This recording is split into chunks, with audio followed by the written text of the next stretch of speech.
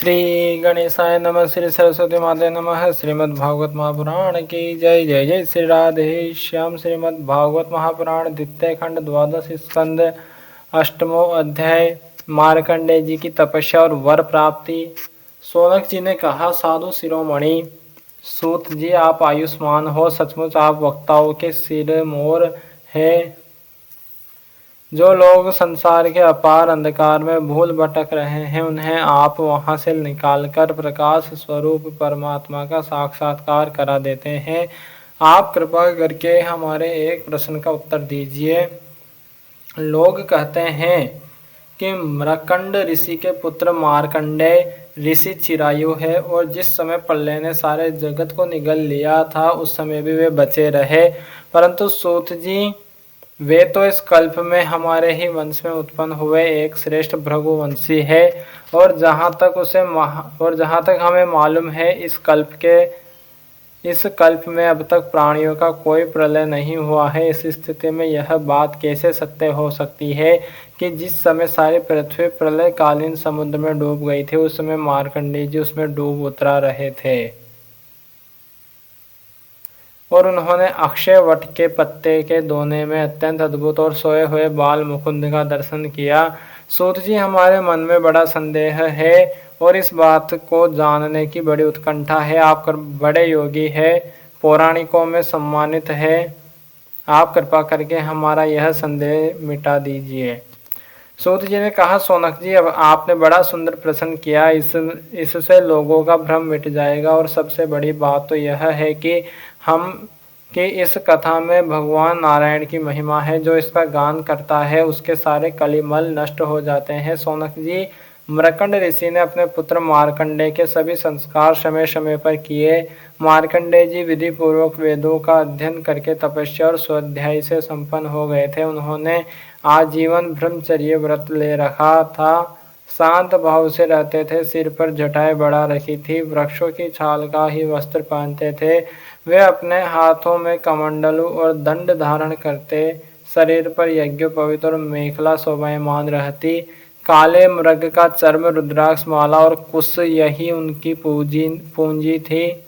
यह सब उन्होंने अपने आजीवन ब्रह्मचर्य व्रत की पूर्ति के लिए ही ग्रहण किया था। वे सायंकाल और प्रातःकाल अग्निहोत्र, सूर्योपास्थान, गुरु वंदन, ब्राह्मण सत्कार, मानस पूजा और मैं परमात्मा का स्वरूप ही हूँ, इस प्रकार की भावना आदि के द्वारा भगवान की आराधना करते। साय प्रातः भिक्षा लाकर गुरुदेव के चरणों में निवेदन कर देते और मौन हो जाते। गुरु जी की आज्ञा होती तो एक बार खा लेते, अन्यथा उपवास कर जाते। मार्कंडेय जी ने इस प्रकार तपस्या और स्वाध्याय में तत्पर रहकर करोड़ों वर्षों तक भगवान की आराधना की, और इस प्रकार उस मृत्यु पर भी विजय प्राप्त कर ली, जिसको जीतना बड़े बड़े योगियों के लिए भी कठिन है। मार्कंडेय जी की मृत्यु विजय को देखकर ब्रह्मा, भृगु, शंकर, दक्ष प्रजापति, ब्रह्मा जी के अनन्य पुत्र तथा मनुष्य, देवता, पितर एवं अन्य सभी प्राणी अत्यंत विस्मित हो गए। आजीवन ब्रह्मचर्य व्रतधारी एवं योगी मार्कंडेय जी इस प्रकार तपस्या, स्वाध्याय और संयम आदि के द्वारा अविद्या आदि सारे कलेशों को मिटाकर शुद्ध अंतःकरण से इंद्रियातीत परमात्मा का ध्यान करने लगे। योगी मार्कंडेय जी महायोग के द्वारा अपना चित्त भगवान के स्वरूप में जोड़ते रहे। इस प्रकार साधन करते करते बहुत समय 6 मनवंतर व्यतीत हो गए। ब्राह्मण इस 7वें मनवंतर में जब इंद्र को इस बात का पता चला, तब तो वे उनकी तपस्या से शंकित और भयभीत हो गए, इसलिए उन्होंने उनकी तपस्या में विघ्न डालना आरंभ कर दिया। सोनक जी, इंद्र ने मार्कंडेय जी की तपस्या में विघ्न डालने के लिए उनके आश्रम पर गंधर्व, अप्सराएं, काम, वसंत, मलयानील, लोभ और मद को भेजा। भगवान वे सब उनकी आज्ञा के अनुसार उनके आश्रम पर गए। मार्कंडेय जी का आश्रम हिमालय के उत्तर की ओर है। वहाँ पुष्पभद्रा नाम की नदी बहती है और उसके पास ही चित्रा नाम की एक शिला है। सोनक जी, मार्कंडेय जी का आश्रम बड़ा ही पवित्र है। चारों ओर हरे भरे पवित्र वृक्षों की पंक्तियां हैं, उन पर लताएं लहलहाती रहती है। वृक्षों के झुरमुट में स्थान स्थान पर पुण्यात्मा ऋषिगण निवास करते हैं और बड़े ही पवित्र एवं निर्मल जल से भरे जलाशय सब ऋतुओं में एक से ही रहते हैं। कहीं मतवाले भोरे अपनी संगीतमयी गुंजार से लोगों का मन आकर्षित करते रहते हैं, तो कहीं मतवाले कोकिल पंचम स्वर में कोहू कोहू कूकते रहते हैं। कहीं मतवाले मोर अपने पंख फैलाकर कलापूर्ण नृत्य करते रहते हैं, तो कहीं अन्य मतवाले पक्षियों का झुंड खेलता रहता है। मार्कंडेय मुनि के ऐसे पवित्र आश्रम में इंद्र के भेजे हुए नन्ही फुइया संग्रह की। इसके बाद सुगंधित पुष्पों का आलिंगन किया और फिर काम भाव को उत्तेजित करते हुए धीरे धीरे बहने लगा। कामदेव के प्यारे सखा वसंत ने भी अपनी माया फैलाई। संध्या का समय था। चंद्रमा उदित हो अपनी मनोहर किरणों का विस्तार कर रहे थे। सहस्त्र डालियों वाले वृक्ष लताओं का आलिंगन पाकर धरती तक झुके हुए थे। नई नई कोपलों फलों और फूलों के गुच्छे अलग ही शोभायमान हो रहे थे। वसंत का साम्राज्य देखकर कामदेव ने भी वहां प्रवेश किया। उसके साथ गाने बजाने वाले गंधर्व झुंड के झुंड चल रहे थे। उसके चारों ओर बहुत सी स्वर्गीय अप्सराएं चल रही थी और अकेला काम ही सबका नायक था। उसके हाथ में पुष्पों का धनुष और उस पर सम्मोहन आदि बाण चढ़े हुए थे। उस समय मार्कंडेय मुनि अग्निहोत्र करके भगवान की उपासना कर रहे थे। उनके नेत्र बंद थे। वे इतने तेजस्वी थे मानो स्वयं अग्निदेव ही मूर्तिमान होकर बैठे हो। उनको देखने से ही मालूम हो जाता था कि इनको पराजित कर सकना बहुत ही कठिन है। इंद्र के आज्ञाकारी सेवकों ने मार्कंडेय मुनि को इसी अवस्था में देखा। अब अप्सराएं उनके सामने नाचने लगी। कुछ गंधर्व मधुर गान करने लगे तो कुछ मृदंग वीणा ढोल आदि बाजे बड़े बड़े मनोहर स्वर में बजाने लगे। सोनक जी, अब कामदेव ने अपने पुष्प निर्मित धनुष पर पंचमुख बाण चढ़ाया। उसके बाण के 5 मुख है, शोषण, दीपन, सम्मोहन, तापन और उन्मादन। जिस समय वह निशाना लगाने की ताक में था, उस समय इंद्र के सेवक वसंत और लोभ मार्कंडेय मुनि का मन विचलित करने के लिए प्रयत्नशील थे। उनके सामने ही पुंजिक स्थली नाम की सुंदरी अप्सरा गेंद खेल रही थी। स्तनों के भार से बार बार उसकी कमर लचक जाया करती थी। साथ ही उसकी चोटियों में गुथे हुए सुंदर सुंदर पुष्प और मालाएं बिखर कर धरती पर गिरती जा रही थी। कभी कभी वह तिरछी चितवन से इधर उधर देख लिया करती थी। उसके नेत्र कभी गेंद के साथ आकाश की ओर जाते, कभी धरती की ओर, कभी हथेलियों की ओर। वह बड़े हाव भाव के साथ गेंद की ओर दौड़ती थी। उसी समय उसकी करधनी टूट गई और वायु ने उसकी झीनी सी साड़ी को शरीर से अलग कर दिया। कामदेव ने अपना उपयुक्त अवसर देखकर और यह समझकर कि अब मार्कंडेय मुनि को मैंने जीत लिया, उनके ऊपर अपना बाण छोड़ा, परंतु उसकी एक न चली। मार्कंडेय मुनि पर उसका सारा उद्योग निष्फल हो गया। ठीक वैसे ही जैसे असमर्थ और अभागे पुरुषों के प्रयत्न विफल हो जाते हैं। सोनक जी, मार्कंडेय मुनि अपरिमित तेजस्वी थे। काम, वसंत आदि आए तो थे इसलिए कि उन्हें तपस्या से भ्रष्ट कर दे, परंतु अब उनके तेज से जलने लगे और ठीक उसी प्रकार भाग गए जैसे छोटे छोटे बच्चे सोते हुए सांपों को जगाकर भाग जाते हैं। सोनक जी, इंद्र के सेवकों ने इस प्रकार मार्कंडेय जी को पराजित करना चाहा, परंतु वे रति भर भी विचलित न हुए। इतना ही नहीं, उनके मन में इस बात को लेकर तनिक भी अहंकार का भाव न हुआ। सच है, महापुरुषों के लिए यह कौन सी आश्चर्य की बात है। जब देवराज इंद्र ने देखा कि कामदेव अपनी सेना के साथ निस्तेज हतप्रभ होकर लौटा है और सुना कि ब्रह्म ऋषि मार्कंडेय जी परम प्रभावशाली है, तब उन्हें बड़ा ही आश्चर्य हुआ। सोनक जी, मार्कंडेय मुनि तपस्या, स्वाध्याय, धारणा, ध्यान और समाधि के द्वारा भगवान में चित्त लगाने का प्रयत्न करते रहते थे। अब उन पर कृपा प्रसाद की वर्षा करने के लिए मुनिजन नयन मनोहरी नरोत्तम नर और भगवान नारायण प्रकट हुए। उन दोनों में एक का शरीर गौरवर्ण था और दूसरे का श्याम। दोनों के ही नेत्र तुरंत के खिले हुए कमल के समान कोमल और विशाल थे। 4 भुजाएं थी। एक मृग चर्म पहने हुए थे। तो दूसरे वृक्ष की छाल, हाथ में कुश लिए हुए थे और गले में 3-3 सूत के यज्ञोपवीत शोभायमान थे।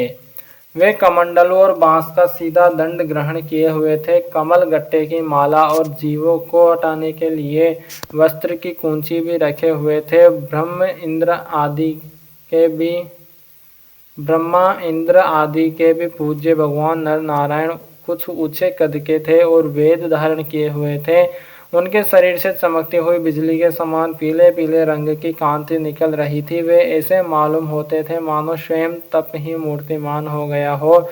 जब मार्कंडेय मुनि ने देखा कि भगवान के साक्षात स्वरूप नर नारायण ऋषि पधारे हैं, तब वे बड़े आदर भाव से उठकर खड़े हो गए और धरती पर दंडवत लौटकर साष्टांग प्रणाम किया। भगवान के दिव्य दर्शन से उन्हें इतना आनंद हुआ कि उनका रोम रोम, उनकी सारी इंद्रियां एवं अंतःकरण शांति के समुद्र में गोता खाने लगे। शरीर पुलकित हो गया, नेत्रों में आंसू उमड़ आए, जिनके कारण वे उन्हें भर आंख देख भी न सकते। तदंतर वे हाथ जोड़कर उठ खड़े हुए। उनका अंग अंग भगवान के सामने झुका जा रहा था। उनके हृदय में उत्सुकता तो इतनी थी मानो वे भगवान का आलिंगन कर लेंगे। उनसे और कुछ न बोला न गया। गदगद वाणी से केवल इतना ही कहा, नमस्कार नमस्कार। इसके बाद उन्होंने दोनों को आसन पर बैठाया, बड़े प्रेम से उनके चरण पखारे और अर्धे चंदन, धूप और माला आदि से उनकी पूजा करने लगे। भगवान नर नारायण सुखपूर्वक आसन पर विराजमान थे और मार्कंडेय जी पर कृपा प्रसाद की वर्षा कर रहे थे। पूजा के अनंतर मार्कंडेय मुनि ने उन सर्वश्रेष्ठ मुनि वेशधारी और नर नारायण के चरणों में प्रणाम किया और यह स्तुति की। मार्कंडेय मुनि ने कहा, भगवान मैं अल्पज्ञ जीव भला आपकी अनंत महिमा का कैसे वर्णन करूं। आपकी प्रेरणा से ही संपूर्ण प्राणियों, ब्रह्मा, शंकर तथा मेरे शरीर में भी प्राण शक्ति का संचार होता है और फिर उसी के कारण वाणी, मन तथा इंद्रियों में भी बोलने, सोचने, विचारने और करने जानने की शक्ति आती है। इस प्रकार सबके प्रेरक और परम स्वतंत्र होने पर भी आप अपना भजन करने वाले भक्तों के प्रेम बंधन में बंधे हुए हैं। प्रभु, आपने केवल विश्व की रक्षा के लिए ही जैसे मत्स्य, कूर्म आदि अनेकों अवतार ग्रहण किए हैं, वैसे ही आपने ये दोनों रूप भी त्रिलोकी के कल्याण, उसकी दुख निवृत्ति और विश्व के प्राणियों को मृत्यु पर विजय प्राप्त कराने के लिए ग्रहण किया है। आप रक्षा तो करते ही हैं, मकड़ी के समान अपने से ही इस विश्व को प्रकट करते हैं और फिर स्वयं अपने में ही लीन भी कर लेते हैं। आप चराचर का पालन और नियमन करने वाले हैं। मैं आपके चरण कमलों में प्रणाम करता हूँ। जो आपके चरण कमलों की शरण ग्रहण कर लेते हैं, उन्हें कर्म, गुण और काल जनित क्लेश स्पर्श भी नहीं कर सकते। वेद के मर्मज्ञ ऋषि मुनि आपकी प्राप्ति के लिए निरंतर आपका स्तमन, वंदन, पूजन और ध्यान किया करते हैं। प्रभु, जीव के चारों ओर भय ही भय का बोलबाला है। औरों की तो बात ही क्या, आपके काल रूप से स्वयं ब्रह्मा भी अत्यंत भयभीत रहते हैं, क्योंकि उनकी आयु भी सीमित केवल 2 परार्ध की है। फिर उनके बनाए हुए भौतिक शरीर वाले प्राणियों के संबंध में तो कहना ही क्या है। ऐसी अवस्था में आपके चरण कमलों की शरण ग्रहण करने के अतिरिक्त और कोई भी परम कल्याण तथा सुख शांति का उपाय हमारी समझ में नहीं आता, क्योंकि आप स्वयं ही मोक्ष स्वरूप है। भगवान, आप समस्त जीवों के परम गुरु, सबसे श्रेष्ठ और सत्य ज्ञान स्वरूप है। इसलिए आत्मस्वरूप को ढक देने वाले देह, गेह आदि निष्फल, असत्य, नाशवान और प्रतीति मात्र पदार्थों का त्याग कर मैं आपके चरण कमलों की ही शरण ग्रहण करता हूँ। कोई भी प्राणी यदि आपकी शरण ग्रहण कर लेता है तो वह उससे अपने सारे अभिष्ट पदार्थ प्राप्त कर लेता है। जीवों के परम सुहद प्रभु, यद्यपि सत्व, रजो, तम ये तीनों गुण आपकी ही मूर्ति है। इन्हीं के द्वारा आप जगत की उत्पत्ति, स्थिति और लय आदि अनेकों मायामयी लीलाएं करते हैं। फिर भी आपकी सत्वगुणमयी मूर्ति ही जीवों को शांति प्रदान करती है। रजोगुणी और तमोगुणी मूर्तियों से जीवों को शांति नहीं मिल सकती। उनसे तो दुख और मोह और भय की वृद्धि ही होती है। भगवान, इसलिए बुद्धिमान पुरुष आपकी और आपके भक्तों की परम प्रिय एवं शुद्ध मूर्ति नर नारायण की ही उपासना करते हैं। पांचरात्र सिद्धांत के अनुयायी विशुद्ध सत्व को ही अपना विशुद्ध सत्व को ही आपका श्री विग्रह मानते हैं। उसी की उपासना से आपके नित्य धाम वैकुंठ की प्राप्ति होती है। उस धाम की यह विलक्षणता है कि वह लोक होने पर भी सर्वथा भय रहित और भोग युक्त होने पर भी आत्मनंद से परिपूर्ण है। वे रजोगुण और तमोगुण को आपकी मूर्ति स्वीकार नहीं करते। भगवान, आप अंतर्यामी, सर्वव्यापक, सर्वस्वरूप, जगत गुरु, परमाराध्य और शुद्ध स्वरूप है। समस्त लौकिक और वैदिक वाणी आपके अधीन है। आप ही वेद मार्ग के प्रवर्तक हैं। मैं आपके इस युगल स्वरूप नरोत्तम नर और ऋषिवर नारायण को नमस्कार करता हूँ। आप यद्यपि प्रत्येक जीव की इंद्रियों तथा उनके विषयों में, प्राणों में तथा हृदय में भी विद्यमान है, तो भी आपकी माया से जीव की बुद्धि इतनी मोहित हो जाती है, ढक जाती है कि वह निष्फल और झूठी इंद्रियों के जाल में फंसकर आपकी झांकी से वंचित हो जाता है। किंतु सारे जगत के गुरु तो आप ही हैं। इसलिए पहले अज्ञानी होने पर भी जब आपकी कृपा से उसे आपके ज्ञान भंडार वेदों की प्राप्ति होती है, तब वह आपके साक्षात दर्शन कर लेता है। प्रभु वेद में आपका साक्षात्कार कराने वाला वह ज्ञान पूर्ण रूप से विद्यमान है, जो आपके स्वरूप का रहस्य प्रकट करता है।